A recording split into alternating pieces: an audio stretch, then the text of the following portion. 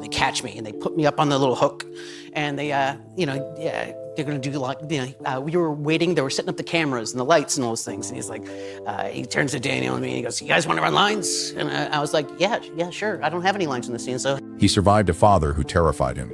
He survived tabloid headlines that predicted his death. He survived a friendship with Michael Jackson that dragged him into a courtroom before he would even finish being a teenager. For 35 years, Macaulay Culkin found a way to outlast every storm that came for him. Then, in January of 2026, one phone call did what none of that ever could. This is the story of how a boy who was never allowed to be a child spent his entire adult life trying to become one. And why, decades later, it was a woman who once played his mother on screen who finally cracked him open.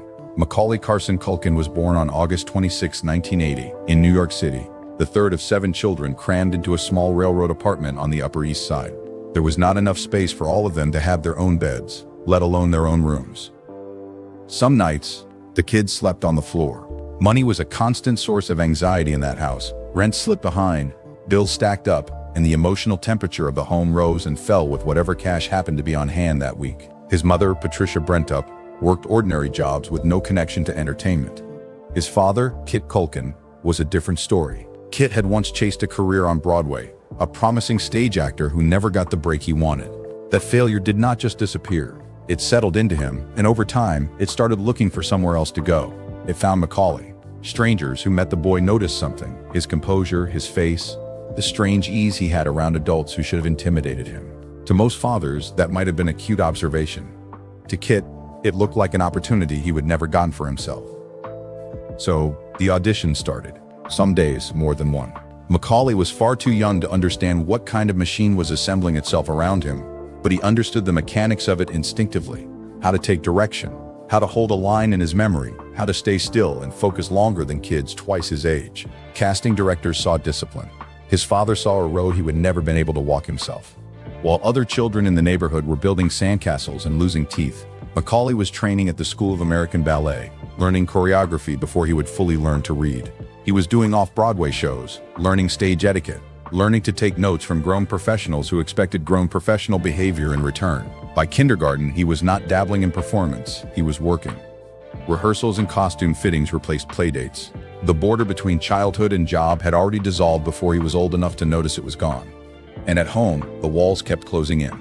As Macaulay started earning money, his family's survival began to quietly attach itself to his output. A book job meant the household could exhale. A dry spell meant everyone felt it. Slowly, a son turned into a paycheck. A child became the person the whole family looked to for relief. By the early 90s, the numbers had gotten enormous for someone his age, but the control of that money never touched his hands. It sat with adults who were financially dependent on his continued success, which meant every job now carried weight far beyond the work itself. A break from acting was not rest, it was risk. That dynamic would eventually detonate into one of the most painful legal fights of his life. And even before any of that reached a courtroom, grief had already found its way into the family. In May 2000, his half-sister Jennifer Adamson died at 29 from an accidental heroin overdose in Montana, far from the fame that surrounded the Culkin name, and never a part of it. Then, in December 2008, tragedy struck again. His sister Dakota was struck by a car crossing Lincoln Boulevard in Los Angeles, suffered catastrophic head trauma, and died the following day. The driver stopped, tried to help, and was never charged. It was the kind of loss with no target for anger to land on, just grief that moves in and refuses to leave. Long before any of the heartbreak, Macaulay had already logged serious hours on set. As a small boy, he appeared in commercials for brands like Whisk and Nintendo, low-stakes work that taught him the fundamentals. Hit your mark, deliver clean, do not waste anyone's time. In 1985, he had an uncredited part in the TV movie The Midnight Hour. In 1988, he played a kidnapped boy in an episode of The Equalizer. None of it made headlines. All of it made him steady. That steadiness is what caught John Hughes's attention. Macaulay landed a role in Uncle Buck, sharing scenes with John Candy, and even as a child, his deadpan timing stood out immediately. One scene, a rapid back and forth delivered through a front door, showed Hughes something important. This kid could carry far more than a few charming lines. He watched Macaulay hold a long stretch of dialogue without freezing, without overacting, without ever losing the rhythm of the scene. Hughes did not forget it. When he later sat down to write a script about a boy accidentally left behind at Christmas, he wrote the character of Kevin McAllister with Macaulay's exact energy running through every line. Home Alone hit theaters in November 1990 on a modest budget, and nobody, not the studio, not the cast, not Macaulay himself, was prepared for what happened next. The film exploded. It held the #1 spot for weeks. It stayed in theaters for months. It pulled in hundreds of millions worldwide. Overnight, Macaulay Culkin was not just a successful child actor, he was one of the most recognizable faces on the planet. He was Christmas for an entire generation. Part of the film's magic was how effortless it looked. The now iconic aftershave scene worked precisely because he kept his palms pressed to his face while he screamed, a single simple choice that burned itself into pop culture permanently. But off-camera, things were rougher than audiences ever saw. Joe Pesci deliberately kept his distance from Macaulay between takes to preserve the tension the film needed, and during one rehearsal, he bit down hard enough to break skin, leaving a scar Macaulay carried afterward. Through all of it, he showed up, hit his marks, and gave the film the calm center it depended on. As Home Alone turned into a cultural phenomenon, the money attached to Macaulay's name climbed at a dizzying pace. He would earn roughly $100,000 for the original film. By the time Home Alone 2 came together, he was commanding multi-million-dollar paydays, plus a cut of the box office. To the studio, he was pure profit. To his father, he was leverage, and Kit used it. Reports from the era describe him pushing hard for bigger salaries, casting control, and creative say on projects like The Good Son. What had started as a talented kid with a bright future was starting to look, behind the curtain, like a business run by the adults around him. And yet, people who actually worked with Macaulay remembered someone reliable. He showed up prepared. He never threw fits. He simply did the work every time. That professionalism only made the gap between his public image and private reality sting more. On screen, clever, funny, unforgettable. Off screen, carrying the weight of family conflict, adult negotiations, and a schedule that never slowed down. Between 1991 and 1994, the pace became almost unsustainable. Before turning 15, Macaulay starred in My Girl, Home Alone 2, The Good Son, The Nutcracker, Getting Even with Dad, and Richie Rich. His face was on every screen, every magazine cover, every poster in every mall. For a while, the machine kept humming. My Girl proved he could handle real tenderness. The Good Son pushed him into genuinely dark territory and unsettled audiences who still pictured him as Kevin McAllister. Richie Rich tried to pull him back into safe, polished family entertainment. But underneath the momentum, cracks were forming. His salary kept climbing right alongside expectations. Every new project now carried financial pressure before a single scene was shot. If a movie underperformed, the question was not whether Macaulay could still act. It was whether he was still worth the price tag. The more he earned, the less room he had left to simply be a kid. Then, in 1995, at around 15 years old, that pressure reached its breaking point. Macaulay petitioned a New York court to strip both of his parents of control over his finances, not handing power to one side, but requesting an independent neutral executor entirely. The trust connected to his career reportedly held millions, and the legal fight exposed just how warped his home life had become. He later described his father as physically and emotionally abusive, and spoke about fear, threats, and a home environment that eventually forced him to cut ties completely. On paper, the case was about money. In reality, it was about survival. A teenager trying to claw back space inside a life that had been crowded, monetized, and controlled by adults for as long as he could remember. On September 17, 2004, police in Oklahoma City pulled over a car carrying 24-year-old Macaulay Culkin as a passenger. A search turned up 3 grams of marijuana, 8 clonazepam pills, and 16 alprazolam pills, with no evidence he had a valid prescription for any of it. He was arrested on misdemeanor charges, briefly jailed, and released on a $4,000 bond. Within hours, his mugshot was everywhere: pale skin, long hair, tired eyes, and it instantly became tabloid shorthand for a much bigger, messier story. The kid from Home Alone now looked, to a lot of people, like a cautionary tale in progress. That single image followed him for years. Starting in the mid-2000s, tabloids on both sides of the Atlantic ran repeated claims that he was spending $6,000 a month on heroin and pills, most of it built on thin, unnamed sourcing that spread anyway simply because it was sensational. Then, in February 2012, paparazzi caught him in New York, looking dramatically thin, hollow cheeks, clothes hanging off his frame. One outlet flatly called him skeletal. From there, the rumors escalated fast. Some reports claimed he had only months to live, with zero medical evidence behind any of it. A single rough photograph had metastasized into a full-blown public death watch, and once that narrative caught fire, there was no putting it out quickly. For years, Culkin mostly stayed quiet about it. That changed in February 2020, in a wide-ranging Esquire interview. By then he was 39, old enough to look back on the rumor mill with some real distance, and confident enough to laugh at how far it had spiraled. He admitted, plainly, that he would use drugs and enjoyed them, but he pushed back hard on the idea that he would ever been near death or burning thousands of dollars a month on heroin. He called those stories ridiculous, and he made one more point that reframed everything. He would step away from the studio system because he chose to, not because he would spiraled into something unmanageable. For the first time in a long time, he was not a headline being written about him. He was the one doing the writing. That same instinct, other people writing his story for him, defined another chapter of his life that refused to fade quietly. After Home Alone made him globally famous, Macaulay grew close to Michael Jackson, first visiting Neverland around 1990, with the friendship continuing well into his teenage years. Because the relationship looked so unusual from the outside, Culkin's name kept resurfacing every time Jackson made headlines. In 2005, during Jackson's molestation trial, prosecutors floated the idea that Culkin himself had been abused during his time at Neverland. Culkin flew to Santa Maria, California, and testified for the defense at just 24 years old.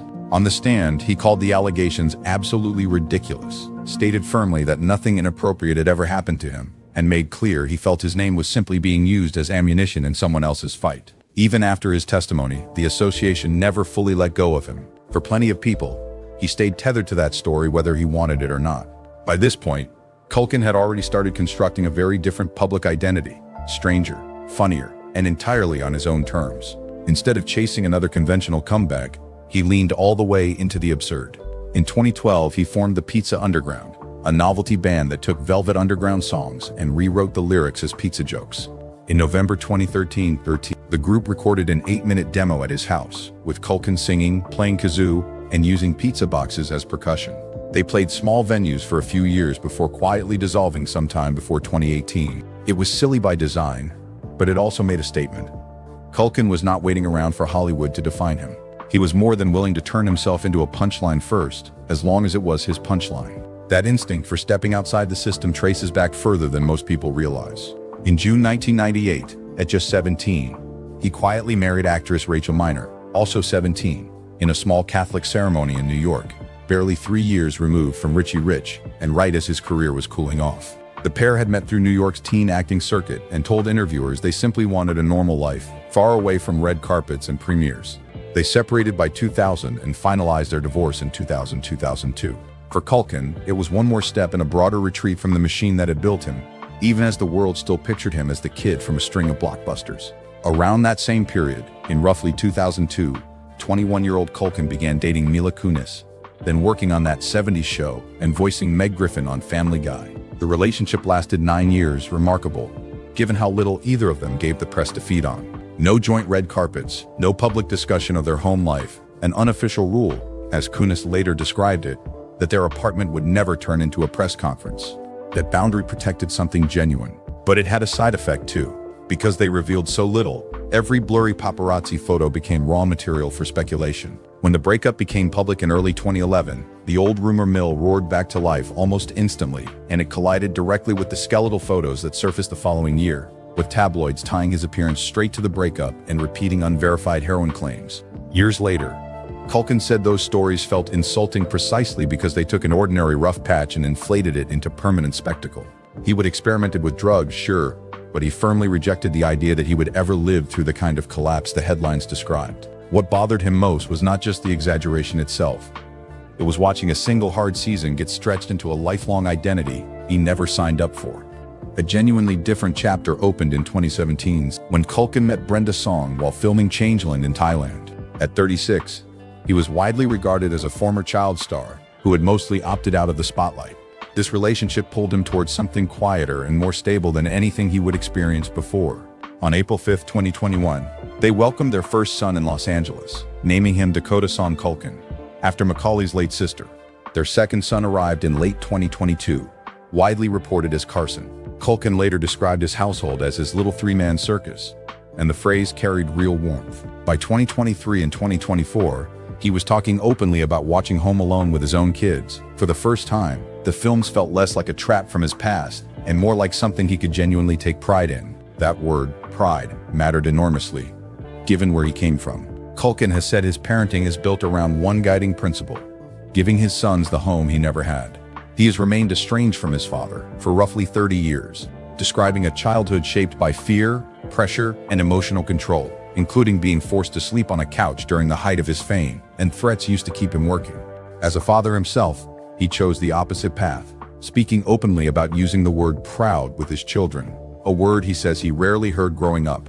Even Father's Day, in his telling, stopped being about celebrating himself and became about the boys who gave him the chance to build something better than what he would had. That long process of reclaiming his own story also reshaped his career. In 2003, after years away from major films, he returned in the indie drama Party Monster, playing real-life New York club figure Michael Alec, a wild, reckless character eventually convicted of murdering fellow promoter Angel Melendez. The film premiered at Sundance in January 2003, dropping Culkin into scenes built around drug use, chaos, and violence. That contrast was the entire point. It took the wholesome Home Alone image and deliberately shattered it. Critics were split, but the impact landed. Audiences no longer saw just the clever kid with aftershave on his cheeks. Now there was a darker, harder to categorize version of him in circulation too. He followed it in 2004 with Saved, a sharp comedy set at a Christian high school, playing Roland, a wheelchair-using teenager with dry, biting wit.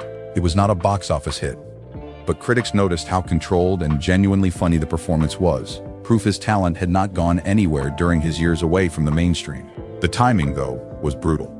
Only months later, the Oklahoma arrest yanked public attention away from the work and straight back into scandal. For a brief window, a real acting comeback had started to take shape. Then the headlines slammed shut over it. Rather than fight his way back through conventional Hollywood, Culkin drifted further into unconventional territory. In 2011, he appeared in The Wrong Ferrari, an 87-minute feature shot entirely on an iPhone by musician Adam Green, a fever dream of fame, drugs, and surreal comedy. In 2016, he reunited with Green for a handmade, deliberately low-budget riff on Aladdin, built on cardboard sets and intentionally awkward performances. None of it was designed for a clean comeback. It was too weird for that on purpose. But slowly, it recalibrated how the public saw him. He stopped looking like a washed-up former child star waiting to be rescued, and started looking like a cult figure who had picked his own lane, and was staying in it on purpose. By 2019, that unconventional path started reconnecting with more visible, mainstream work. Culkin appeared in Seth Green's Changeland, released June 7, 2019, a story about disappointment and delayed adulthood set in Thailand, with Culkin playing a reckless old friend. The reviews were mixed, but the role mattered simply because it placed him back inside a conventional theatrical release after years in more underground territory. It also reunited him with Seth Green, who had already worked with him repeatedly on Robot Chicken between 2005 and 2010. The real shift was subtle. His name started showing up less in stories about collapse and more in conversations about acting again. That shift crystallized in 2021 when he joined American Horror Story. Double feature playing Mickey, a sex worker and aspiring screenwriter in the Red Tide half of the season. It was some of his most visible mainstream screen time in years, and it made zero effort to protect his old image. Mickey was desperate, compromised, and trapped in storylines built around addiction, gore, and moral collapse. For viewers who had not followed him closely since the 90s, it was genuinely jarring. The former child star, now 40, delivering a performance rooted entirely in darkness rather than nostalgia. The message was clear: if a real comeback was going to happen, it would happen strictly on his terms. That same self-possession started showing up in how he handled fame more broadly. In 2018, after an online poll, he legally changed his name to Macaulay Culkin and leaned into the absurdity with an actual grin. He revisited Kevin McAllister that same year for a Google Assistant Christmas ad, then again in a 2024 Uber Eats commercial. Both leaned on nostalgia, but they also revealed just how deliberately he now controlled access to himself. By December 2025, he was telling fans directly that there were rules. No approaching him while he ate, no approaching him on the way to the bathroom, no approaching him while he was with his kids. In his own words, he wanted to be the one steering the interaction. It might be the cleanest possible summary of his adult life. For years, other people told the story of Macaulay Culkin. Eventually, he learned how to interrupt them. Some of that hard-won need for control traces back to one of the only places he would ever actually felt safe. That place was the set of Home Alone. And the person at the center of it was Catherine O'Hara. She first met him in February 1990, as filming began in Chicago on the John Hughes comedy that would soon turn him into a global star. During the long days shooting at O'Hara Airport and the suburban Winnetka House, people on set remembered O'Hara staying close to him between takes, running lines, making sure he would eat and making sure he actually rested. That care stood out even more because, away from the cameras, Macaulay was living under constant pressure from his father and manager, Kit Culkin. The bond carried through the 1992 sequel, And for Macaulay, it became linked to one of the rare feelings of calm in a childhood that mostly lacked it. For years afterward, Culkin kept returning to O'Hara in interviews as one of the few adults from that period who made fame feel less frightening. In interviews from 2024 and 2025, he explicitly contrasted the peace he felt around her with the tension that defined his actual home. He remembered her as someone who made a film set feel gentle and safe. Their professional paths did not cross much after he stepped back from Hollywood in the mid-90s, but the memory clearly stayed with him. She was not just a co-star from a beloved Christmas movie.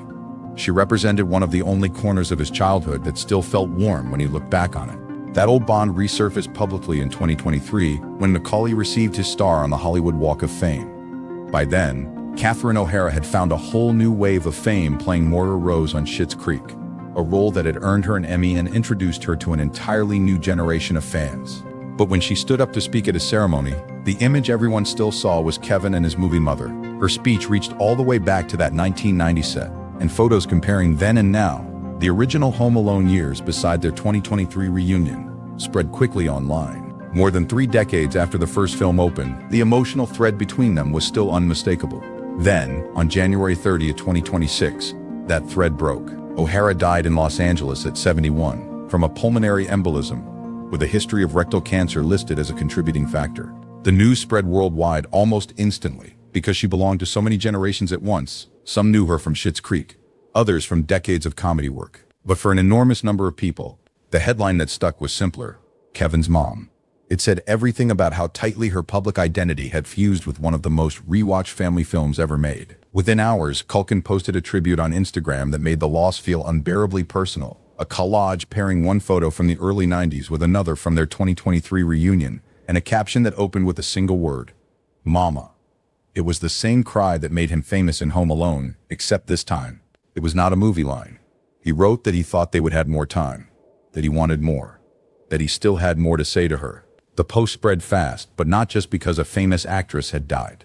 It revealed that Culkin was mourning someone who had quietly played a protective, almost parental role during one of the most vulnerable stretches of his life. Later, in an interview published in May 2026, he said her death hit him pretty good, and admitted he felt there was unfinished business between them, that he would assumed, somewhere in the back of his mind, that there would eventually be another chance to say what he meant to say. He even said he felt like he owed her a favor, and that he hated the idea of leaving a debt like that unpaid. The language was striking, not the way someone typically talks about a former co-star, but the way someone talks about a parent they feel they somehow let down. That is what made the loss cut so deep. It was not only grief for a person, it was grief tangled up with memory, guilt, and the ache of a second chance that would never actually arrive. A few days after the news broke, photographers caught him leaving the Beverly Hills offices of United Talent Agency, dark jacket, head down, walking straight to a waiting car without stopping. For a man who had spent almost his entire life being watched, the silence in those photos said more than any statement could have. No joke for the cameras. No clever line to cut the tension. Just a quiet face and a lowered gaze. For someone who had survived gossip, ridicule, and endless reinvention without ever really flinching in public, that silence was the most honest thing he would show the world in years. Macaulay Culkin spent 35 years surviving things that would have broken almost anyone else. An abusive childhood, a fortune controlled by people who needed his success more than he did, a friendship that put him on a witness stand at 24, headlines that tried to bury him alive years before his time. Through all of it, he found ways to keep moving, to laugh at the absurdity, to build something quieter and safer for the family he eventually got to raise. But it took the loss of one woman, the one adult who made a chaotic childhood feel briefly, genuinely safe, to finally make him stop, put down the jokes, and just grieve. Maybe that is the real story here. Not the fame, not the scandals, not the headlines. Just a boy who spent his whole life looking for one safe place, and the quiet, devastating moment he realized it was gone.